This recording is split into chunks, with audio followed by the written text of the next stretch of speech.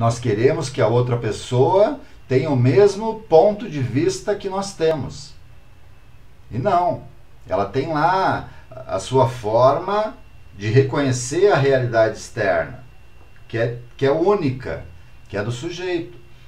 Então nós que vamos exercer essa profissão de terapeuta, nós temos que respeitar essa regra. O sujeito ele é singular. E eu tenho que sustentar esse lugar de não julgamento e de não saber. Eu tenho que entender por que ele está dizendo que aquilo que eu estou vendo que é um 6 é 9. Olá, tudo bem? Meu nome é Carlos Kujert e eu faço parte do time da Saúde Mental Extrema. E nós ajudamos os terapeutas a faturar R$9.000 trabalhando 3 horas por dia.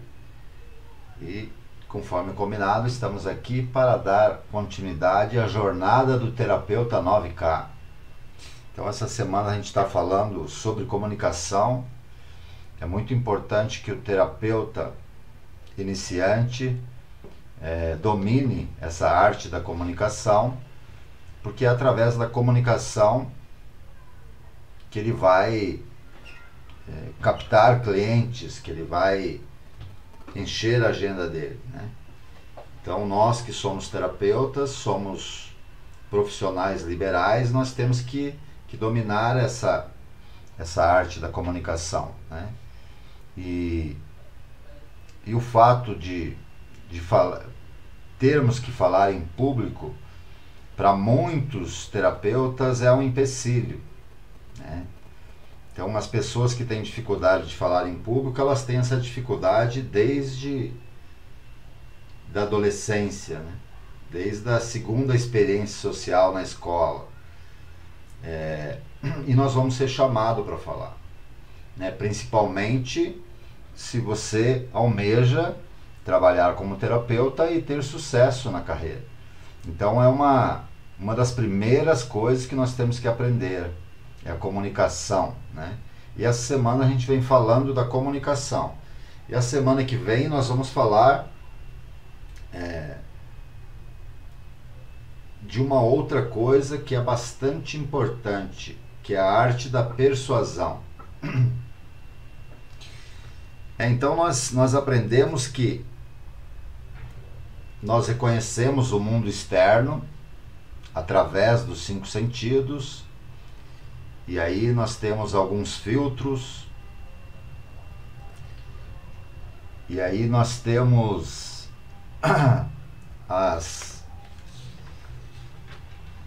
os filtros são a omissão, a generalização e a distorção.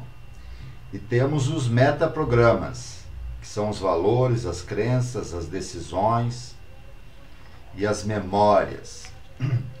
Então, o importante para nós saber é que nós identificamos o mundo externo através dos 5 sentidos. E a partir dessa identificação do mundo externo, nós vamos criar a nossa realidade interna. Então, eu fiz aqui esse desenho aqui. Desculpa aí pelo desenho. Mas aqui, essa pessoa está enxergando o número 6. E essa outra pessoa está enxergando o número 9, né? Esse é um dos pressupostos da programação neurolinguística. O pressuposto da neurolinguística vai nos ensinar que mapa não é território, né? Então, o fato da pessoa ter uma percepção diferente da minha não quer dizer que ela esteja errada, não quer dizer que ela esteja desconectada da realidade. Eu tenho que entender por que ela está enxergando lá outro número, né? Eu estou aqui, eu enxergo o número 6. Você está aqui, enxerga o número 9.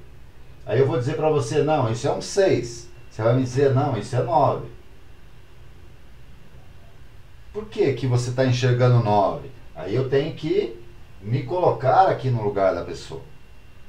E se eu for lá no lugar dela, agora eu entendi por que você está enxergando 9. Então é isso que é uma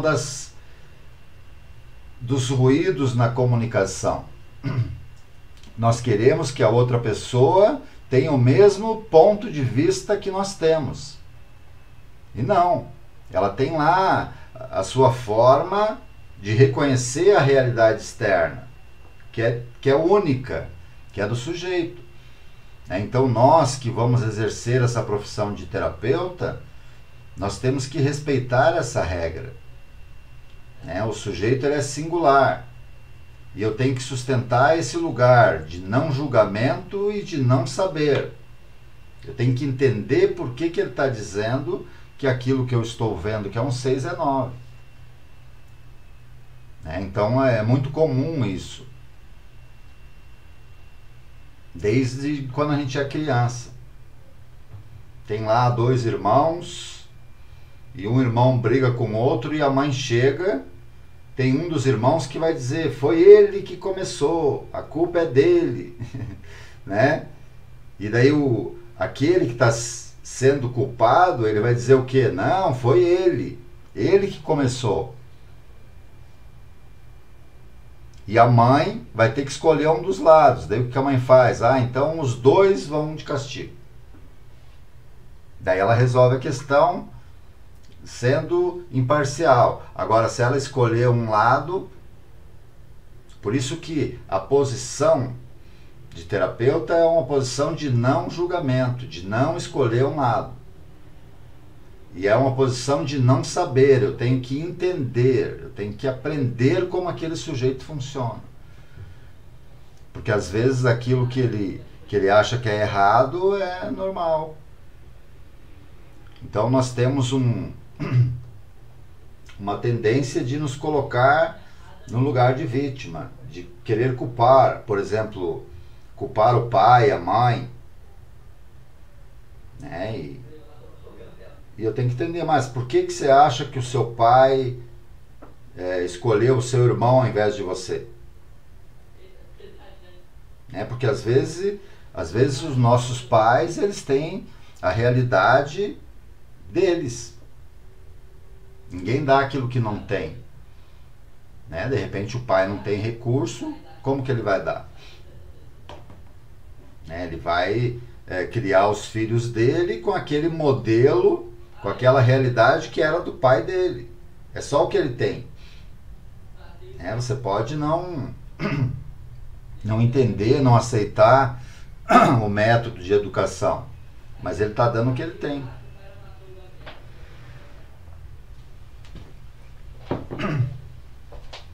E às vezes a gente leva isso para a nossa vida, carrega essa culpa aí a vida toda. Eu na minha história, na minha vivência, eu passei por essas dificuldades que eu fui entender só na terapia, só no divã, só em análise. Que eu fui me colocar, eu estava aqui na posição de filho e tinha uma visão. Mas aí quando eu me coloquei na posição de pai, eu entendi. Meu pai não tinha recurso.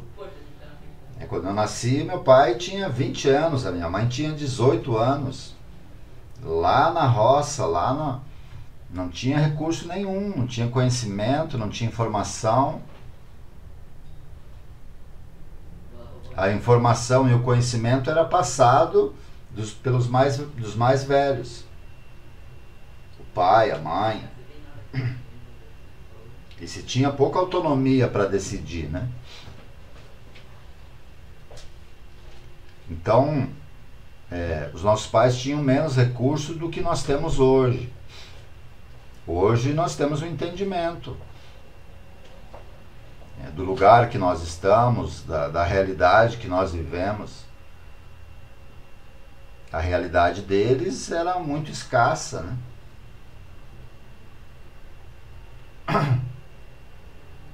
Porque hoje, meu filho tem 14 anos. Se eu for contar desses 14 anos, por conta dessa vida que a gente leva, né? Eu trabalho, saio de casa de manhã, antes das 7 horas, e chego em casa 10 horas da noite. A minha esposa também trabalha. Né? Quem eu levo meu filho para a escola de manhã, o meu sogro pega, daí ele leva para o treino e traz. Então, se a gente pegar os 14 anos do meu filho, digamos que ele viveu 10 anos mais próximo do vô dele, e eu e a mãe dele temos 4 anos, se a gente somar todo o tempo. Né? Se a gente dividir o tempo de escola e o tempo de treino, né, o nosso filho fica mais tempo lá com a professora na escola do que na nossa casa. Eu fico muito mais tempo no trabalho do que com a minha família. Hoje ainda eu tenho a condição de não trabalhar no sábado, mas até, acho que o Matheus tinha uns 5, 6 anos, eu trabalhava ainda no sábado o dia inteiro. Eu tinha um comércio e tal, uma loja, e tinha que trabalhar no sábado. Então, se você for pôr na ponta do lápis lá, uma pessoa estranha convive muito mais com o seu filho do que nós. E é interessante, você estava falando hoje com o Felipe, que trabalha lá conosco na equipe, que ele ajuda o Igor lá no marketing, que hoje a gente tem muito mais preocupação com a segurança.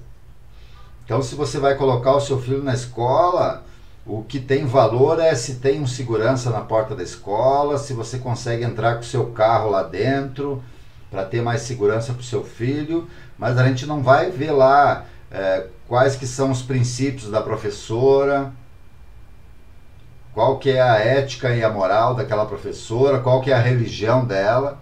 A gente não se preocupa com isso. A gente só quer saber se tem segurança. Só. E não é um problema que é nosso, é desse tempo. Nós nos preocupamos hoje com segurança. E daí a gente quer que o nosso filho fique em casa. E daí você compra um celular, um tablet, um computador, e ele fica lá. Porque antes da pandemia, nós, como terapeutas, eu cansei de fazer palestras sobre quanto tempo a criança tinha que ficar na frente do computador. Depois da pandemia, não tem mais sentido a gente falar disso, né? Porque as crianças ficaram 2 anos, 8 horas, 6 horas, 10 horas na frente do computador. Meu filho dormia no quarto dele, estudava no quarto dele, o mundo dele era ali. A escola era no quarto dele, o recreio era no quarto dele, porque entre uma aula e outra, o que eles faziam? Eles iam para o recreio? Não, eles ficavam ali jogando. Abriam uma outra janela lá e ficava jogando.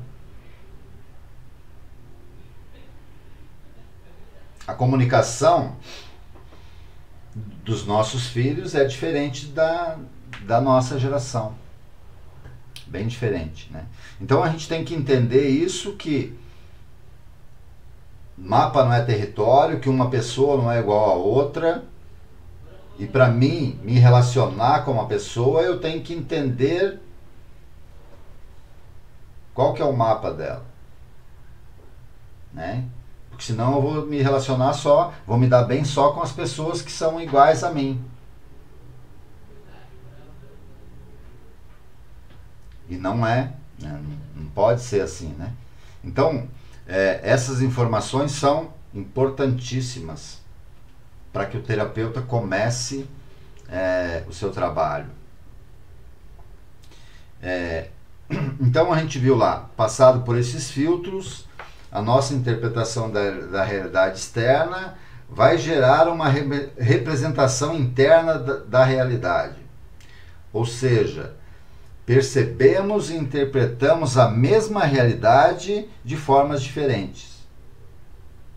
Por exemplo, se você está numa reunião, você pode perceber e viver uma situação de forma diferente por duas pessoas que frequentaram lá a mesma reunião, a mesma escola. Eu costumo dizer nas minhas palestras que a minha mãe não é a mesma mãe da minha irmã. Porque a mãe da minha irmã é diferente da minha mãe. Mas nós somos filhos da mesma mãe, só que de mães diferentes. O ponto de vista da minha irmã sobre a minha mãe é diferente do meu. A minha irmã acha que a minha mãe gosta mais de mim do que dela.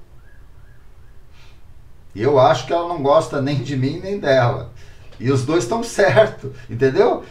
Como é confuso.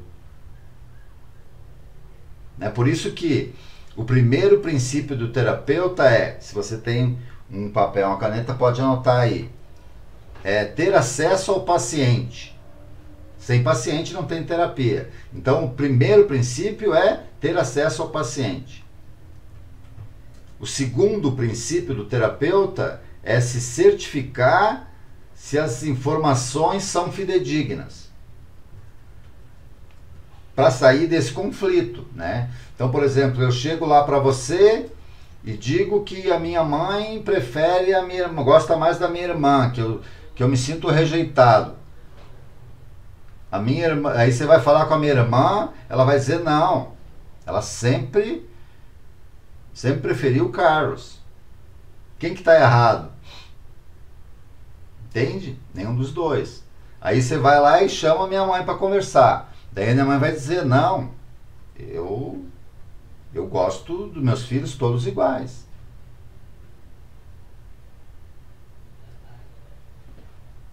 Porque a gente tem que entender isso, né? Porque a interpretação que nós temos da realidade vira a nossa realidade.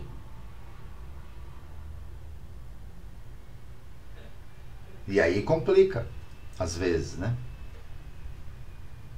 E se eu não tiver esse conhecimento, esse autoconhecimento, eu vou ter dificuldade.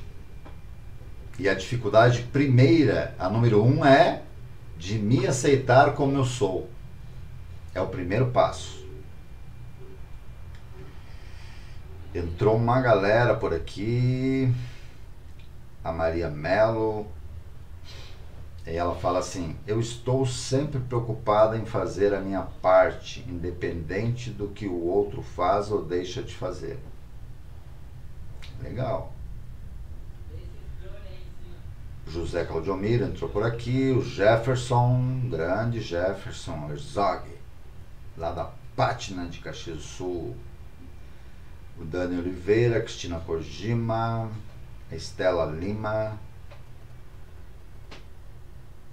a Ângela Menezes, a Josi Brandão, a Maribel, a minha amiga Miralda e o William. Sejam todos bem-vindos. Então esse pressuposto ele é fundamental, que mapa não é território.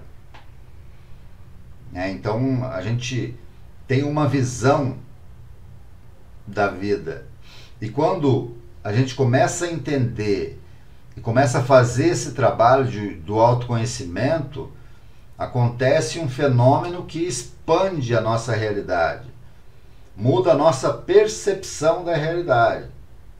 E o sujeito tem uma sensação que foi o outro que mudou. Né? Porque a minha vida não muda, ela vai continuar a mesma. Ela vai continuar a mesma. O que muda é a percepção que eu tenho da minha realidade.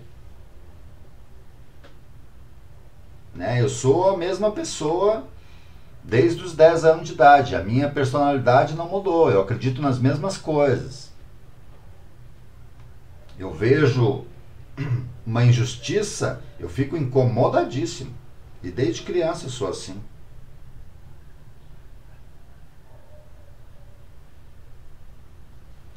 A sua realidade, o William está perguntando, e quando a minha realidade não é a mesma do que o acolhido?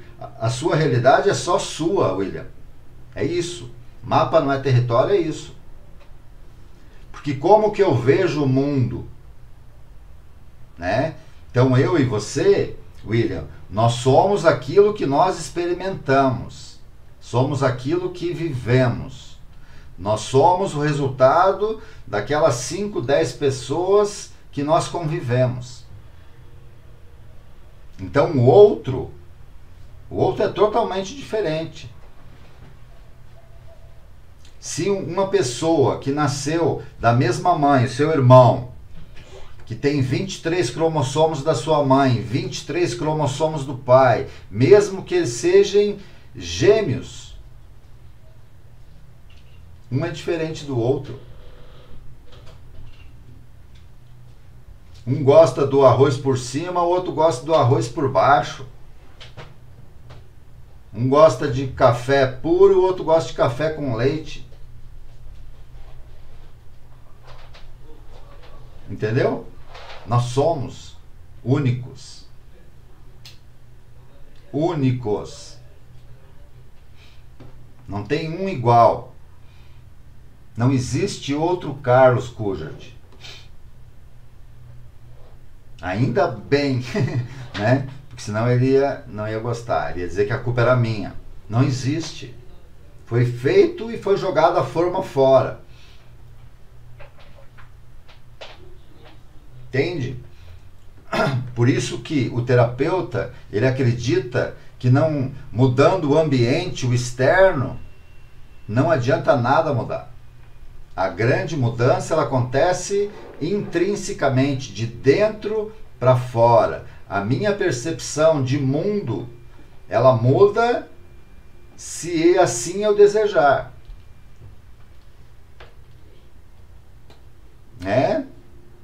Tem pessoas que hoje, no século XXI, agora já foi aprovado, já começaram a construir as torres aqui em São Paulo. Nós vamos ter o 5G.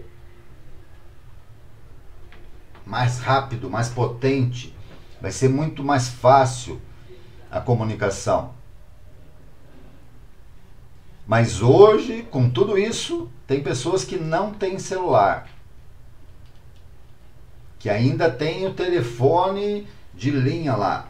E ela não quer mudar, ela quer permanecer naquela realidade. E não tem problema nenhum nisso. Agora, eu e você, que já temos o celular, para nós retroceder e voltar lá, a gente vai sofrer. Entende? Eu não sei se vocês já viveram a experiência de esquecer o celular em casa. Parece que sai um braço seu.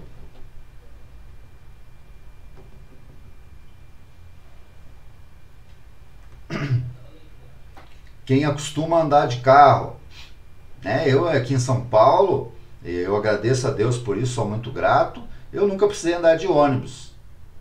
Eu sempre andei de carro. Então essa é a minha realidade. Mas tem pessoas que andam de ônibus todo dia, transporte público. Agora, eu já, para ir na cidade, não tinha carro, eu ia de carroça e de cavalo. Lá da Chapada, onde é que eu nasci, até lá no centrinho, na igreja, não passava carro. Tinha que ir de cavalo ou de carroça. E cada um é aquilo que... Eu vivi isso, eu sei como que é. Tomar banho no rio, lavar roupa no rio, tomar água de poço.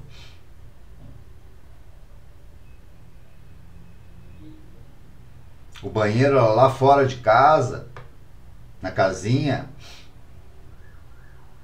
Se quisesse ir à noite, tinha que ir com a lanterna ou com uma vela. Né? Tem pessoas que nem sabem que existe essa realidade. Agora, o terapeuta tem que saber. Para entender o sujeito. Para entender o sujeito. Então, Cada um é um, William. Independente se está na comunidade terapeuta, independente. Por isso que a gente tem que sustentar esse lugar. Porque é difícil fazer esse exercício aqui. Se colocar no lugar do outro. Olhar o mundo com os olhos do outro.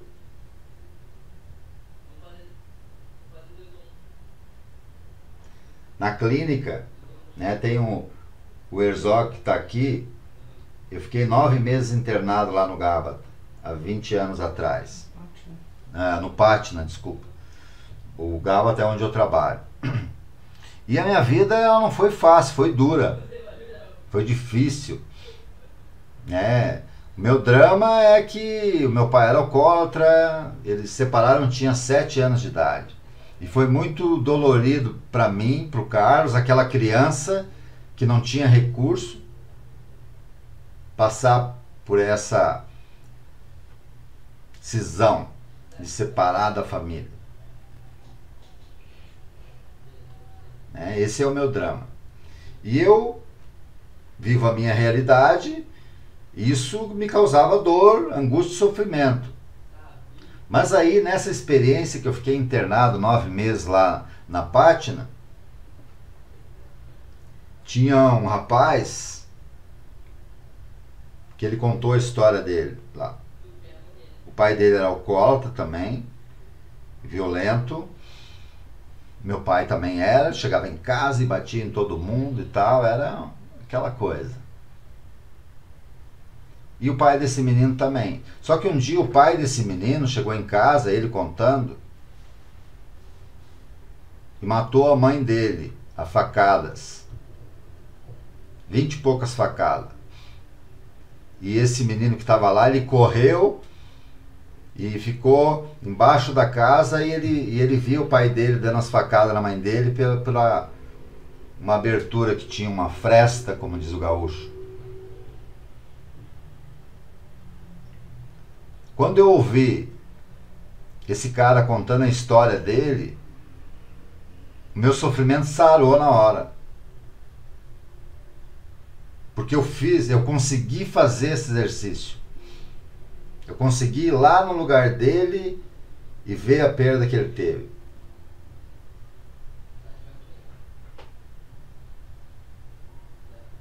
E ele disse para mim que ele não tinha raiva do pai dele.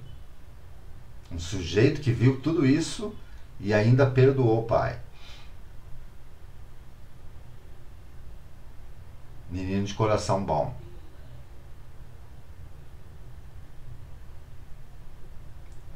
E ao me colocar no lugar dele, para mim ia ser difícil. Para mim ia ser difícil. Entende, William? É isso.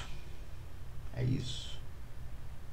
Porque a dor mais doída sempre vai ser a minha. Se você pisar na minha unha, a dor da minha unha, posso pisar na sua. A sua sempre vai ser menor. Para mim entender o que você está passando, eu preciso passar por esse lugar de autoconhecimento. É por isso que essa experiência que a gente vive no processo de internação, ela é fundamental. Eu digo sempre isso. Os 9 meses que eu fiquei lá na Pátina, se eu viver 90 anos, eu não vou aprender 10% do que eu aprendi lá. Porque lá eu estava consciente, com a mente aberta. Mudou a minha percepção de vida, de mundo, de família. O programa chama isso de despertar, né? A hora que você acorda, tu que dormes. E aí virou a chave. E aí começou a grande mudança, né? Porque a minha percepção da realidade, aquele Carlos que bebia todo dia, que usava droga, ele tinha uma percepção distorcida da realidade. Tinha uma distorção da realidade. mundo era injusto comigo. Existia uma conspiração contra mim. Tudo o que eu fazia dava errado. Eu tinha uma visão pessimista do mundo, da vida. E quando que mudou? Quando eu permiti que mudasse. Esse é o tal do livre-arbítrio. E aí eu aprendi, a grande lição foi essa.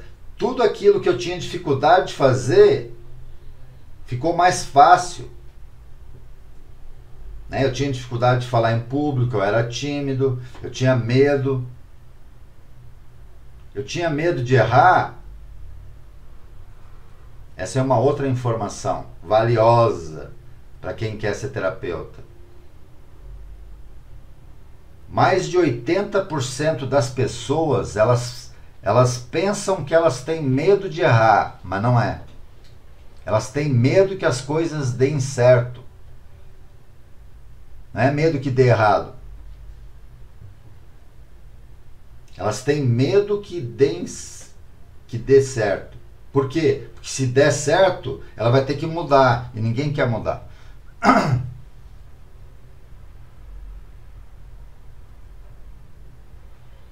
Imagina se eu fico milionário hoje. Jogo lá na Mega Sena e fico milionário. Eu vou ter que mudar a minha vida. Porque não dá para mim ser milionário e viver a mesma vida. No mesmo lugar. Eu vou ter que me virar. Lembra lá do exemplo que eu dei do cego Bartimeu? Então a realidade do cego Bartimeu é que ele vivia de esmolas. Mas quando Jesus curou ele, que devolveu para ele a visão, ele teve que mudar de vida, porque não dava mais. Antes ele pedia esmola porque ele era cego e não podia trabalhar. Agora ele não é mais cego. Então acabou uma mata. Chegou a segunda-feira, Bartimeu. Vamos fazer um currículo e vamos para cima. Acabou as férias, Bartimeu. E é isso. Então a comunicação, ela é fundamental. Certo?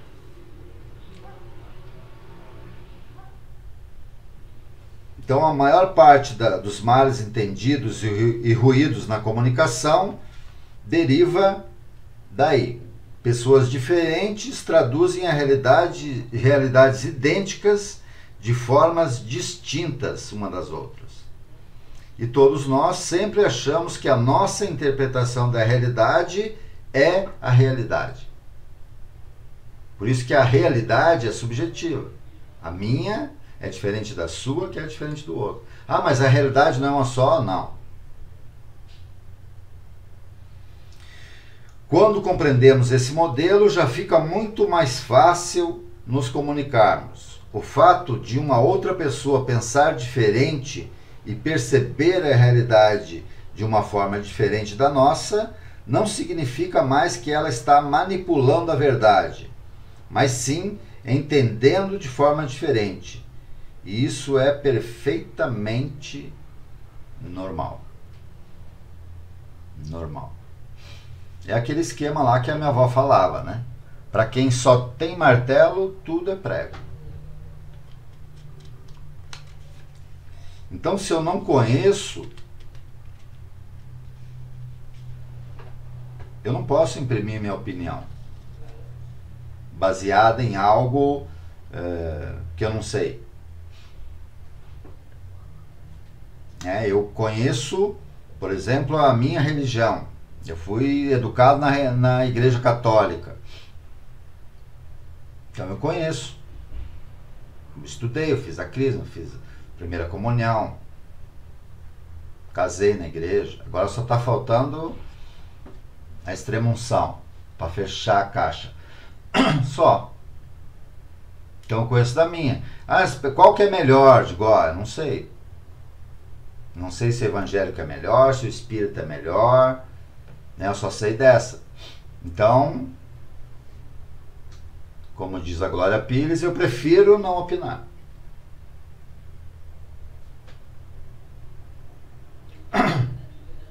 Mas a gente faz isso. A gente dá o nosso pitaco, o nosso palpite lá no pirão do outro.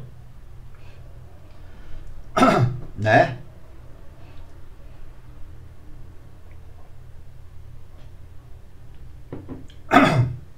Às vezes a gente vê uns casais por aí e a gente pensa assim: nossa, se eu casasse com uma mulher dessa aí, meu Deus do céu.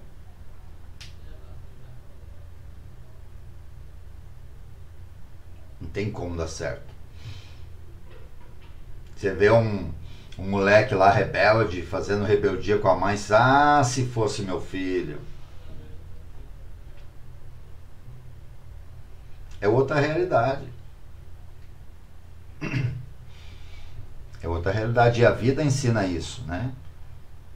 Nós que já vivemos meio século, né? Tem uma galera que está aqui comigo, a gente sabe disso.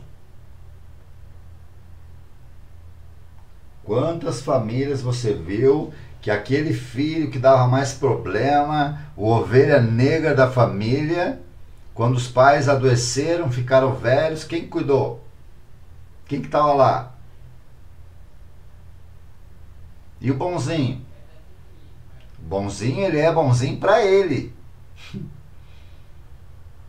É, a vida ensina. O problema é que cobra caro, né? Mas ela ensina. Então, quando a gente vai estudar a comunicação, é importante a gente conhecer esses filtros. E outra coisa que é importante, que a gente aprendeu também ontem, que para mudar o estado emocional, a saída é você mudar o estado fisiológico, a fisiologia, aquilo que você tem no corpo, você preparar o seu corpo para enfrentar os seus medos, os seus fantasmas. Né? E na semana que vem, quando a gente for falar de persuasão, eu vou ensinar umas técnicas que vão ajudar você. Mas para nós que vamos falar em público, então a postura, ela é importante. Nós também aprendemos isso. Então nós aprendemos, pode escrever aí, nós aprendemos que nós não temos um corpo, nós somos um corpo. Então a nossa comunicação é verbal e não verbal. Tem até um gráfico aqui, deixa eu ver aqui se tem aqui nessa apostila aqui. Eu tô aqui com a apostila das mais antigas, já tem umas 3 versões. Aqui, ó. Tem um gráfico aqui, tá vendo?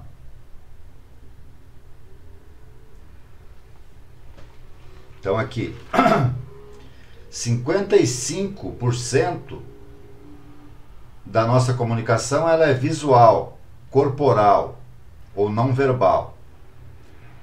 38% são qualidades vocais, como a fala, o tom de voz e o timbre. E apenas 7% é o conteúdo verbal. Só 7%. Então aquilo que eu falo tem um valor de 7%. Agora, como eu falo, é 93%. Por isso que a fisiologia ajuda você.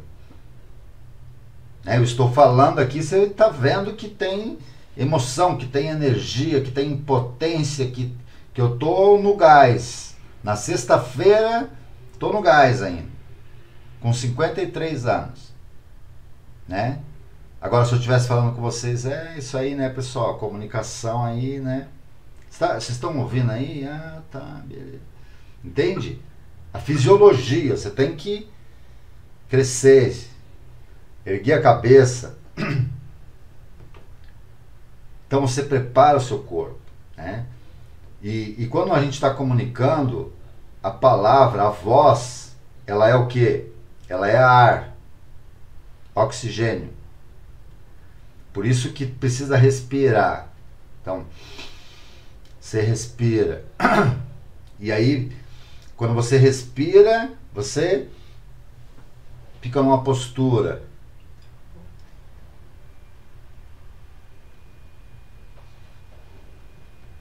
Deu uma travadinha aqui.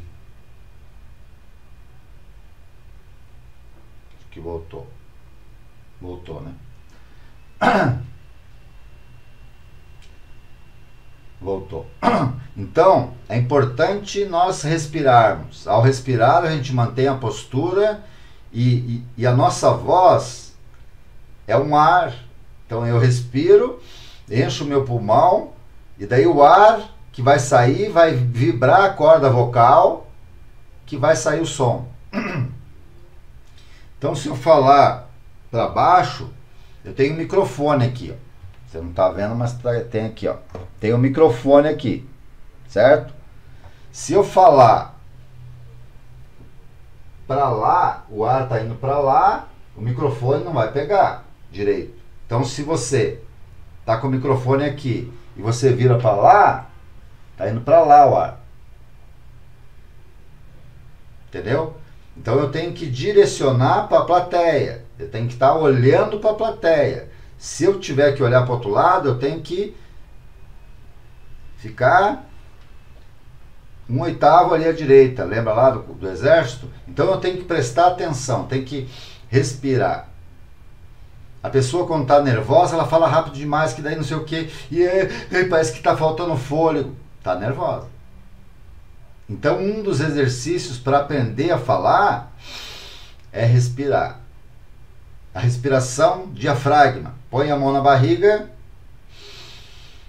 puxa pelo nariz, incha, solta. Solta. Isso. Porque essa respiração rápida, você está respirando só daqui para cima, do peito para cima. E a respiração inteira é aquela que... Porque o nosso cérebro, ele funciona se tiver oxigenação. Então tem que mandar oxigênio para o cérebro para a ideia vir. Porque às vezes, por que quando você fica nervoso dá um branco?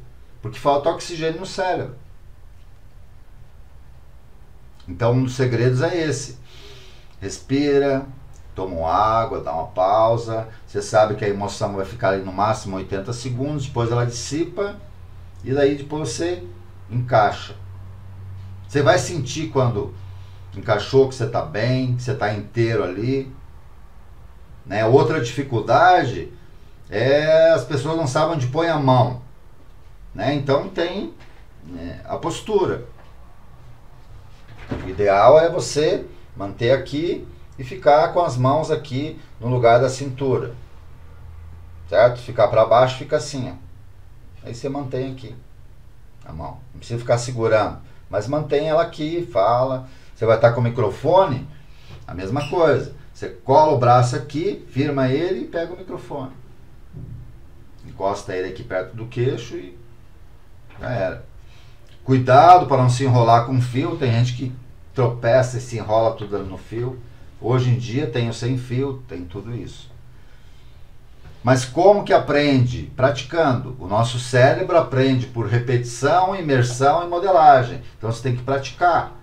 Ontem a gente viu como que a gente escreve o discurso. E daí você treina. Você pode ficar treinando na frente do espelho.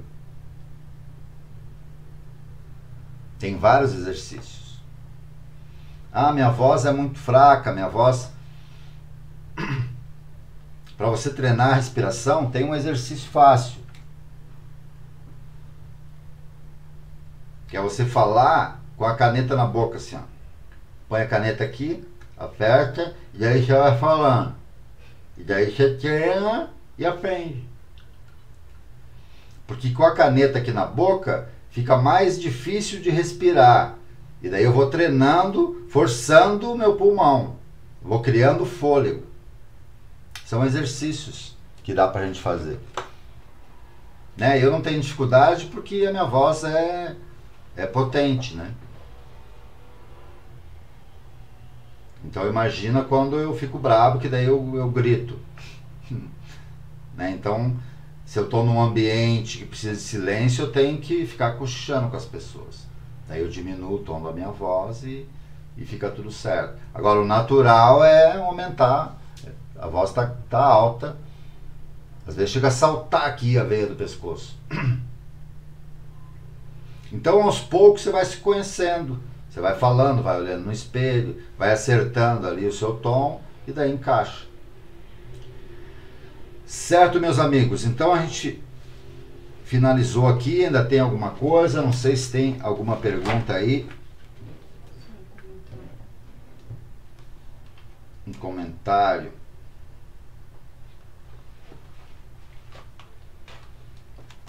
Nossa, essa apostila aqui é de 2015 ainda, ó. Um curso de formação de líderes comunitários que eu fiz, março de 2015.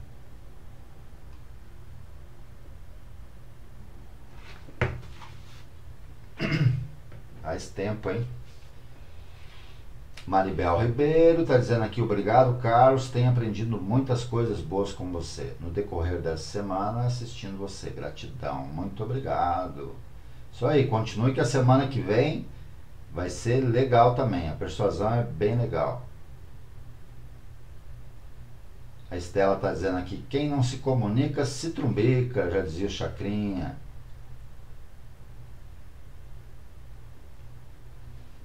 É isso aí. Então a gente se encontra na segunda-feira, no mesmo horário, às 22 horas. E eu espero você aqui, né? Desejo a você um ótimo final de semana. Se você está gostando, compartilha lá a nossa live, chama a galera para vir para cá, que a semana que vem vai ser muito legal, né? Quem trabalha no comércio com vendas, é bom aprender a arte da persuasão. Certo? Então um forte abraço, até lá e se cuidem.